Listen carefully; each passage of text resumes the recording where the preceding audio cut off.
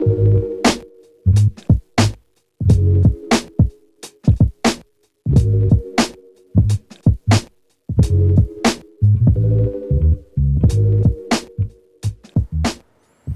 and welcome to climbingarborist.com. So today Connor and I have got this quite large spruce tree to remove. So the spruce tree is coming down because it's got a huge root system that's causing damage to the property garage, the foundations, the asphalt, everything like that. So this tree is actually a really straightforward, very simple removal. It would come down very quick, wouldn't really need too much rigging and that kind of stuff, but for demonstration purposes and to make a few educational videos, today we're actually gonna rig it down using various different methods of rigging for the purpose of making educational videos for you guys.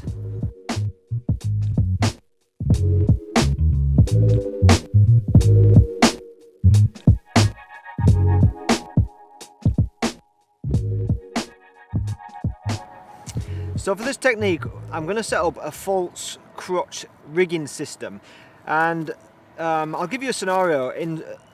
I personally work on a lot of coniferous trees, single stem trees, and sometimes having the rigging line up against the stem and all the branches being rigged down against the trunk of the tree sometimes isn't ideal, because you might have objects on the ground that you need to avoid. You might have a steep gradient that's not ideal for walking up and down and dragging branches off. So sometimes even 10 foot away from the tree could be ideal, like an ideal rigging dropping point. So to create a false crotch, what I'm going to do is I'm going to tie on kind of like a high line, although it doesn't need to be like a super tensioned high line. I'm going to hard tie it to the top of the tree. Then I'm going to have Connor on the ground tie it off to a base of the tree, but before that I'm going to tie like an alpine butterfly, and I'm going to estimate whereabouts it needs to be depending on how far out from the tree I want the rigging point. But let's say I'm going to pull up 15 to 20 feet, tie an alpine, then Connor will take out the system and tie it on the tree wherever we can choose one, depending on the location on the job site, and then we'll see where that alpine butterfly is going to be. Then I'm going to attach the pulley to the alpine that we're going to rig from, and then the rigging line will be installed through the pulley. So might sound complicated, but it's a very simple system, and it can make a job so much easier just by moving that rigging point from against the trunk of the tree out 10 feet or so.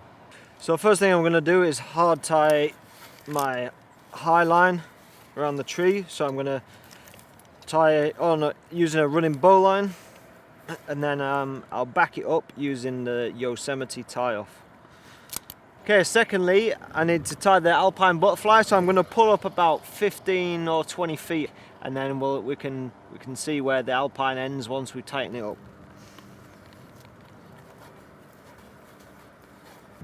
Okay, so now next is to put on the rigging block. So I'm actually using a rigging wrench. So I'm going to use a carabiner first through the alpine butterfly, just because this rigging line is pretty thick. There's not going to be enough space in the rigging wrench. So the rigging wrench I've got on a sling that I designate for my rigging gear. So all the branches we're going to be rigging is going to be fairly light stuff, obviously, because we're using the rigging wrench, which is designed for quite light rigging anyway. So the sling is going to be perfect for that. And then you see, so we've got the alpine, the carabiner, the sling, and the rigging wrench. Okay, so now I need to put in the rigging line through the rigging wrench.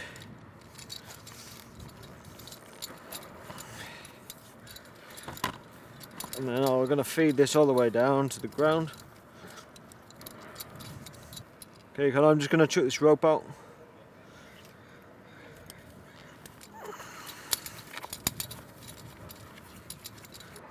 If you just want to tie the sling around the base of that tree there, please. Okay, Connor, if you just want to grab the rigging line and tie an alpine butterfly, estimate whereabouts you think you might be able to reach the sling. Remember to set and dress the knot as well, please, mate. Okay, so we've got the high line in. So one point on the high line is because, you know, we're not needing like a really stiff static line that needs to be so tightly tensioned. So it doesn't matter too much if you use like a really static rope, because here in this application I'm actually using another rigging line that I have, which obviously rigging lines have quite a lot of stretch, but it doesn't matter in this scenario because it doesn't matter if the rope stretches a little more, a little less, because it's going down on an angle and it's not so important.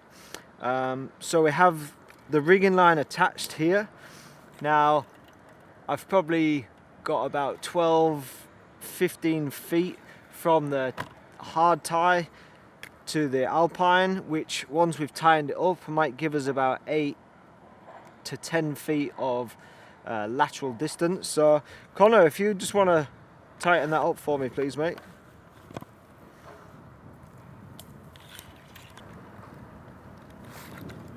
Yeah, nice one. Nice. Yeah, that'll work perfect. For the purpose of this video, we're using the rig and wrench, and that's mainly because everything else on this actual tree job site makes sense to use a rig and wrench, but for this specific video, the wrench actually adds too much friction for like single branch rigging of these spruce branches, so we're actually not using the wrench part of the rig and wrench, we're just using it as a pulley purely for this rigging style of video.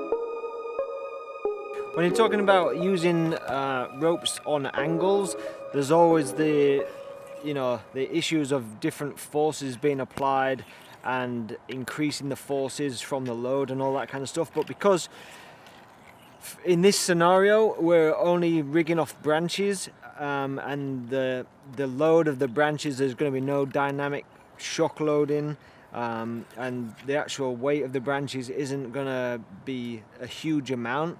I'm not worried about using this high line, and the angle's kind of quite steep anyway, so I'm not using like horizontal angles where there's going to be like 180 degree, flat lines and stuff. So for this application, I'm not worried about forces on the tree, on the stem, that kind of thing.